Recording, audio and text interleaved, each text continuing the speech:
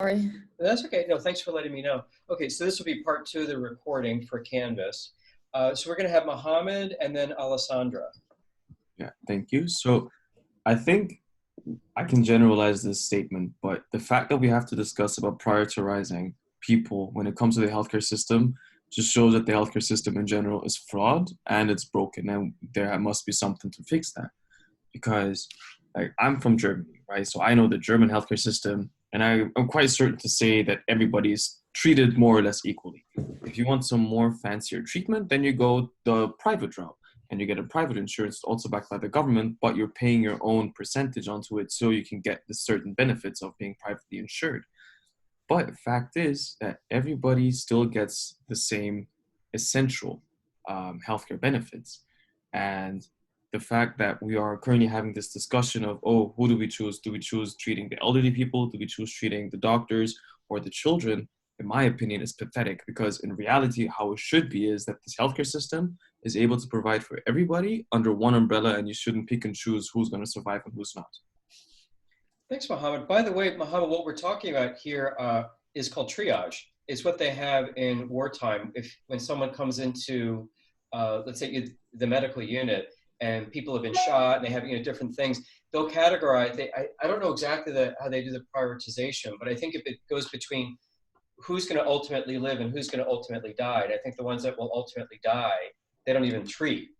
I could be incorrect in this, but MASH was an old TV show, and they went through the triage of if you're going to live without medical treatment, they let you sit and suffer on the side because you're just going to live anyhow. You'd be very uncomfortable. But if there's no chance that you're going to live with at the end of the day, they just let you die. And it's the ones that are in between that they actually went. And it's really kind of brutal, but yeah, it's called triage, which is kind of what we're talking about here. But yeah, I appreciate your points of views. Let's move on to Alessandra. Yeah, so a couple of days ago, my mom showed me a video where they were interviewing a doctor, and the interviewer was asking the doctor, okay, so if 100 people have to die, they were raising the question again, does this 100 people, are they elderly or are they young? Like, how do you choose? And then he chose elderly people, and to that they were supposed to like die from the virus, as kind of like going on with what Aitana asked. But then the interviewer said, okay, so what if I told you that among these 100 people, there's your parents, your in-laws, and then this person was kind of like bringing up people, like the elderly people that this doctor knew. And I just thought it was really surprising how his answer changed right after. And I'm actually really glad Mohammed mentioned the system, like kind of like that glitch that is in the health system, where it seems a bit like there's a fraud. Because right now we were talking to a doctor, somebody that it's saving thousands of lives during this situation. So I definitely feel like there's some kind of fraud. And then personally, I answered B. I believe that anybody has the right to deserve the equipment needed and the health requirements needed to survive this pandemic. But at the same time, I was guessing at first. I was like, oh, maybe the elderly should die. But then I thought of the interview. I was like, no, what if that elderly means my grandparents or stuff like that? So I feel like also making the decision, it really means who are you thinking of? So I think that there's some like kind of like personal aspect to it as well. Thank you, Alessandra. Go ahead, Manuel. Perfect. Oh, did you say that I can speak? Oh, sorry. No, so what I wanted to bring up is something that I saw as well. It's not, I don't share that opinion, but I think it was something that got me thinking. It was about the fact that because of modern medical technology, we are, and it sounds stupid, but we're taking away opportunities for humans to die. In the sense of course, we have a population that is getting older and older because we can nowadays treat anything or most things. And I found it was like an opinion piece that, even now with Corona, we're so shocked that, the elderly are dying, but that piece kind of, laid out that we have lost this acceptance of death, in the sense of that, death is something that comes at one point of time, and that we're so like troubled by this happening. And I thought that really like I had to reflect about that, because it is true that I think throughout the like last 40 years, where we advanced so much in medical technology, we completely reversed our, like the human thinking of, oh, that, when we're like 80 and stuff, that we are more fragile, and that one day, we're going to die. It's such like we I don't know, that I think that there's this crazy thinking of that can't happen anymore, even though it's going to happen. And that is something that really like, that I just found very interesting. Thank you, Manuel. Also, Alexander, you put a great comment in the chat, but you did it just privately to me. I didn't know if you meant that intentionally or for the group, but I think it's a great comment for the group, but I'll respect if you want to keep that on the private side. I can share. What did you say, Alexander? I can, if you like, I can share. It's yeah, okay. Please do, because I think it's a really interesting perspective. I like it. Okay, so the basically the healthcare system in France is basically like, it works in a way where everything is free. So if you need like a surgery for a heart surgery, if you need a hand surgery, whatever surgery you need, MRIs, whatever you need for anything, it's free, which is good for French people. But the thing is that we have a law, for example, like when you give birth in France, your kid is like automatically French. We have this kind of law that if you're in the French land, we'll take care of you. So basically, we have a lot of immigrants that come, and that they get like all the healthcare benefits and everything, and like it takes it away of the French people. And so the thing is that on the chat, I was making comparison to an America, because what I've seen through here is that, like for example, in France, you have to like pay. It's kind of like mandatory, like here. You pay every month like a certain amount, but in France, like if you don't pay, like no one bothers you. No one is behind you saying you gotta pay, you gotta do this. No one bugs you. So even if you don't pay for months and months and months, and like let's say you get like a heart attack, they'll still take you and they'll do it for free, because it's a free place technically, which you're supposed to give like a bit every month, but no one does it. But here in America, the difference is that people here have more of a choice. So people here, like, you can choose to have like the public one, which everyone must have, or you can have a private one, which is more depending on your situation, how old you are, how much you want to invest. I don't think it's fair that someone who is old and who needs it, people who have invested more into it, always make sure they pay at the right time. People that give more than they should, just to make sure, should get the same as someone who doesn't care, always make late payments, doesn't need it. I believe that there should be a difference in people that pay more and people that take care of it more. And from what I've seen in France, it does work. It's good that everyone gets free healthcare and everything. I mean, I think that's a good thing. But the thing is, due to that, the taxes always keep increasing in France, and it's a problem that happens every year. It's always a president talking about it, because it's not really free if you think about it. The government's always paying, and who's the government? Is the people paying taxes. So it's always the rich people paying and paying and paying for everyone. And it's a big problem that healthcare systems, like a lot of European countries have, are suffering because of this. And now that I see the American system, it's kind of different. But I was just saying on the chat that it's different to have these two systems and to have 2 points of views and see how they both have a different one from another. Great, thank you, Alexander. And same comment for Jessica Curtis. You're on private chat. If you could put your chat into the everyone section, if you're comfortable with that, I think everyone should hear all the points of views. 2 things I'll add in on the obscurity of the US healthcare system, which I've only recently learned. The reason that they were laying off nurses during COVID-19 is because the only profit center in the US healthcare system is elective surgery. Everything else is a money loser. So people that were getting hip replacements and Botox and all that stuff, that ended. And so that killed the profit, which is why they had to lay off ER nurses, emergency room nurses, because there's no profit on the ER side. Second, a friend of mine, Caroline Fitch, is a friend and was a money management client of mine. She kept taking money out of her managed account with me. And we called her and said, is everything okay? Turns out that her I could say boyfriend, he really was acting, they were sort of like a husband, but technically was a boyfriend. He had a bilateral stroke. And so they had some money.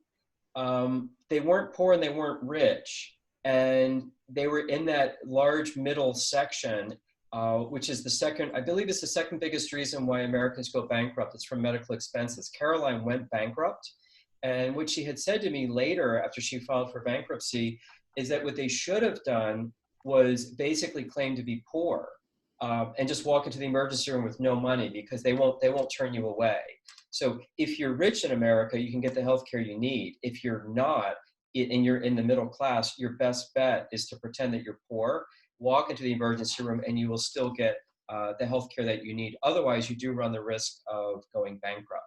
So that was a really interesting story. And I've heard that a lot of times, that it is one of the top reasons why people go bankrupt in the United States. Okay. Aitana, great topic. Very hot. I'm not done. Keep But going. yeah. Keep going. Yeah, I thought it's super interesting just because you can see in how it's being handled in different countries. And as Mohammed said, I think I only know Germany too. And I just know that when I was in the US, I was scared to get sick.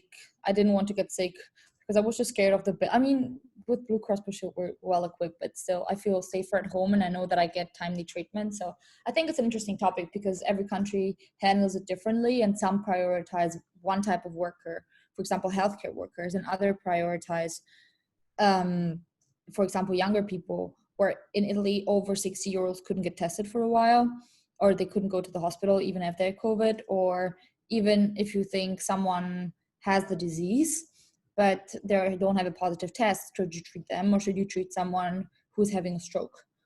So it's always this question of, but I think we brought all good arguments, and also I found it's always interesting with different nationalities because everyone has a different healthcare system. So let me share my screen for the rest. Okay. Want me to pull the share of the poll down? Yes, please. Okay. So let's keep going. Now, the most important thing that I believe for us as individuals as type of action is the protection from discrimination. As a result from COVID-19, we've seen a lot of xenophobia and discrimination happening against people from all different types of backgrounds in all parts of the world. So I just have a quick statement from the UN General Secretary, who said, COVID-19 does not care who we are, where we live, what we believe, or about any other distinction. We need every ounce of solidarity to tackle it together. Yet the pandemic continues to unleash a tsunami of hate and xenophobia, scapegoating, and scaremongering. So what does he mean by that? What he means is that not only have we seen governments such as in the US, or governments such as China, who have been blaming other nationalities for bringing the virus or for being a major cause, but also we've seen individuals in the US, in Netherlands, where we believe that it's an open-minded country. The government has seen over 3,000 reports of discrimination related directly to COVID-19. In Myanmar, where we've seen the crisis against the Rohingya going on for a very long time, where they are being detained in prisons and in certain concentration camps, and that they're being denied very basic access to healthcare, food, water. And as the professor already said, in the US, we've seen with the Latin American community that they don't have the access to water in order to clean properly. This is happening in a lot of different places. And even, for example, in China, you will see that they're discriminating not only against us as Europeans and Americans, but even against other ethnicities. And ultimately, we also have Australia that's blaming China, and we have individual Australians that are treating poorly Chinese people. So let's just have a look into what this actually means in the real world. So what this means is that Trump, for example, the president of the United States, called the coronavirus a foreign virus. And one of the Washington Post reporters actually took a snapshot that I couldn't get on the internet, but he took a snapshot of him during one of his speeches, crossing out COVID-19 and coronavirus from his transcript that he always has, and he wrote over it China virus. and that's our president.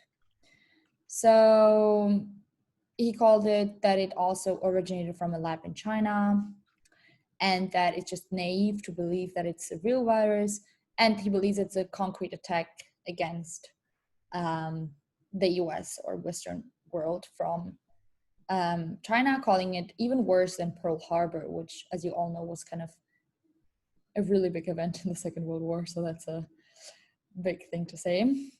Furthermore, we can see how individual Americans are treating Asian Americans, which is, for example, outright violence, bullying, or social and political abuse. Then there's a lot of anti-Asian prejudices. So there's, for example, Asian Americans who say that when they came, they were more than willing to adapt to the American culture, but that now they feel as if they have no place. And I've seen very dramatic statements of what people are saying with just jokes that, I don't know if you guys remember those who were in Boston, but if you remember after the break from Christmas, when we came back, you saw that Asians were, even in the buses and in a lot of places, sitting quite isolated, just because people had a lot of prejudices that just because you're Asian, you have coronavirus. And there's a lot of videos online as well with American Asians saying, I'm not a virus. So just thinking that just because you're Asian, you automatically have it. Furthermore, we can look at, he's an influencer or a comedian saying that although less than 0.01% of Chinese people actually do have the virus or have had the virus, more than 99.99% have experienced corona racism. Of course, it's not very accurate numbers, but it's just to show that this type of creating a stigma and just generalizing, believing that just because it did originate in Wuhan, China, just because people are Chinese, they automatically bear the virus. And that's something that I believe is very important for us to take into consideration as students, that all of us have an impact on ensuring and enforcing human rights, and it's not just governments or international agencies. Aitana, if I can just pop in really quick to support that. Yeah. There were two Hult students. One of my students said she was about to get on the bus. This is before everyone got sent home. And the driver was like, oh, no, there's another bus right behind it. And she's like, no, I'm fine with this bus. And he's like, no, get on the bus behind it. So that was one thing I heard. Another one was another student. The Uber pulled up to Hult, took a look at him, and then canceled the ride and took off. So yeah, I mean, you're absolutely right. If I've only experienced 2 instances third hand, it's probably just a huge issue. So just want to pop that out there. It's happening in our school too. Yeah, I think unfortunately it's in our everyday lives, as we will see now. So this is a Asian student who studies in London. So also most of us are either from the US or from the studying in London. So I thought that this is super interesting because he might have just been on the streets with you guys in London, and he was beaten so badly that he had to go to the emergency in the hospital, and the doctors advised him to go through CCTV, to go and look for the attackers and go to the police, and just because he's Asian. And because they thought that he has coronavirus. And if you read the article, if someone wants it, let me know. It's from BBC. And it says how he was beaten just because he's Asian. And the people said, go back to your home country. We don't want the virus, and we don't want you to give us the virus.